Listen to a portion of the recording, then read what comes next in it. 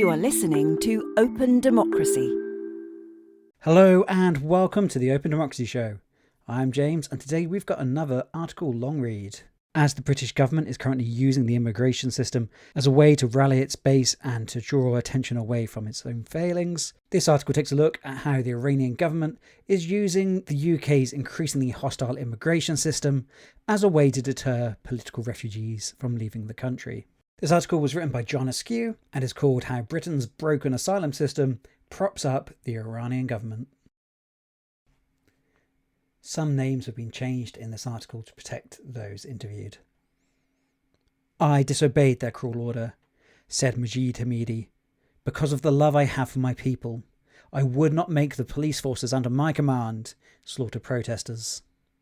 Hamidi, a former police officer, fled Iran fearing for his life after refusing to suppress demonstrations against fuel price rises in 2019. He initially hoped to stay in Turkey, but was found and harassed by Iranian intelligence agents, eventually feeling forced to flee to Britain. But after a traumatic voyage across the English Channel in May last year, where his sinking dinghy was rescued by the Royal Navy, Hamidi received a very different welcome than the one he expected as a political refugee. He was held for 38 fraught days in Brook House Immigration Removal Centre at Gatwick Airport, a detention facility privately run on behalf of the UK Home Office. Here, Hamidi lived in constant fear of deportation and said he faced many hardships at the hands of the staff. Immigration officials, he says, treated him with an intense suspicion and hostility, dismissing accounts of his loved one's persecution back home as nonsense and telling him to stop lying. Today, Hamidi is living in a hotel run by Home Office contractors. He is one of several thousand Iranians languishing in Britain's broken asylum system, plagued by a record backlog of 160,000 cases, as well as unsafe housing and shocking abuse of migrants. Though a variety of triggering factors bring Iranian refugees to Britain, one thing unites them. All have fled one of the world's most brutal and repressive regimes. Recent months have seen some of the most intense and violent demonstrations in Iran for decades, sparked by the death of Mahsa Amini in September. As of the 15th of January, at least 522 protesters have been killed since the start of the unrest, according to the US-based human rights activists news agency. In December, Rishi Sunak told a parliamentary committee, "We stand very much with the people of Iran," vowing to focus on the regime's abhorrent behaviour. But Hamidi's experience stands in stark contrast to the Prime Minister's claims. The UK government claims they support the Iranian people, but I put mine and my family's lives in danger so that no protester even got a bloody nose, he told Open Democracy. I sacrificed myself. Clearly, there is a disconnect. Amid continuing instability in Iran, protesters face bloody reprisals, lengthy prison sentences, torture and execution. This will likely force more Iranians to flee. If they reach Britain, most will be granted asylum, but only after spending months or even years in a devastating limbo. I feel like a fish in a glass of water, says Ali Tamakahani, an astrophysicist seeking asylum in the UK. Yes, it's safe. Yes, it's alive, but it's not living. Having escaped religious persecution in Iran, Tamakahari says the hardest part of waiting 19 months for a decision about asylum claims is that there is absolutely nothing to do except waste time. Government rules mean Tamakahari cannot work. He has been allocated a tiny room and survives on just £8.24 a week. Not even enough to go out or buy a book. Whenever he contacts the Home Office for information about the progress of his asylum request, Tamakahari is told, "Sorry, we cannot tell you," if he receives a reply at all. He tries to keep cheerful, though points out you will find lots of asylum seekers with mental problems. It's laughable. The dismal situation faced by Hamidi, Tamakahari and countless others is not lost on the Iranian authorities. British-Iranian immigration and asylum lawyer Kaweh Beshtazadeh told Open Democracy that the sad reality of the UK's asylum system is that it actually strengthens the Iranian regime. Indeed, the Islamic Republic is emboldened to act more violently, secure in the knowledge its opponents have few escape options. The authorities use what happens to asylum seekers in the UK to make people inside the country shut up and not protest, because the alternative is reaching Europe, wasting years of your life, and ending up severely depressed, he says. Every dictator looks at their people and asks if they have a choice to go to a country like the UK and claim asylum, or if they are forced to stay.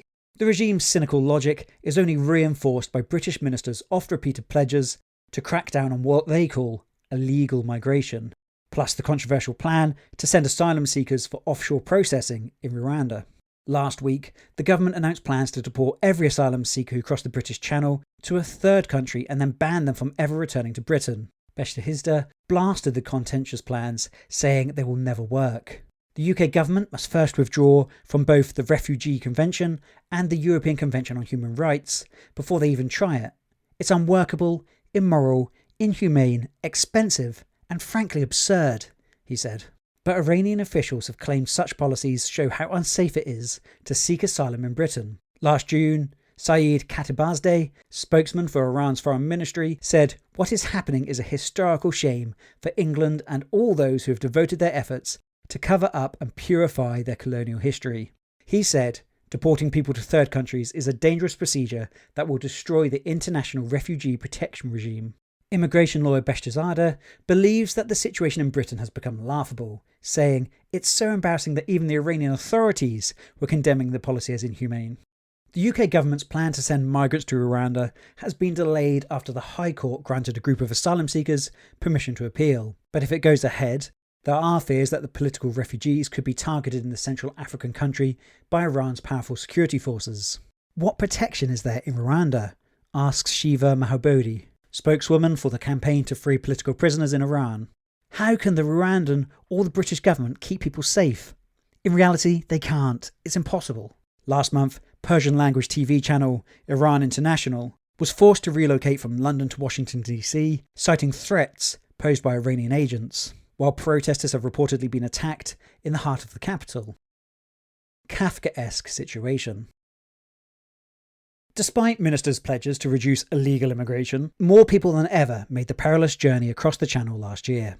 This is how everyone openDemocracy spoke to for this article arrived in the UK, feeling they had no option but to risk their lives this way. Most Iranians who claim asylum in the UK are found to have legitimate grounds for protection. Of an estimated 4,978 Iranians who arrived in Britain via small boats last year, 82% were granted asylum with an initial decision, according to the Refugee Council. And Britain cannot simply send those who were not granted asylum back to Iran. Unlike many other countries, Iran requires potential returnees to apply to return, hardly a tantalising prospect, considering they could face arrest as soon as they land in the country. This can create a Kafkaesque situation, as happened to Ali Tabziri. He arrived in Britain 8 years ago and became trapped in a seemingly never-ending cycle of asylum appeals and rejections. Tabziri, who now has a family in the UK, says he left his country after getting into trouble with the authorities for his doctoral research on Iran's 2009 protest movement. He claims he was awarded asylum in 2021, only for it to be withdrawn by the Home Office a few months later, citing a mistake. The department has since discontinued his access to benefits and the NHS, and he is forbidden from working. An asylum support organisation is helping Tabrizi to appeal this decision, but in the meantime, he is faced with a unique situation, being able to legitimately neither stay in nor leave the UK. "They're playing with my life," he told openDemocracy. "Imagine if they kept you on hold without telling you anything. What am I going to do?" Safe and legal routes.